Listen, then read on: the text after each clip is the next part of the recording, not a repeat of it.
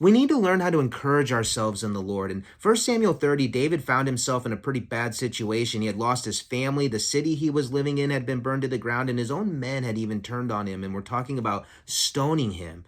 And so it says in verse 6 of chapter 30 of 1 Samuel that David encouraged himself in the Lord. And you see, it's great when God sends someone to encourage us, a family member, a friend. But the sad reality is that's not always the case. Sometimes we have nowhere to turn and no one to turn to, and we're down and we're out. And we need to learn how to encourage ourselves in the Lord. And so you can read 1 Samuel 30 if you want, but here's what David did.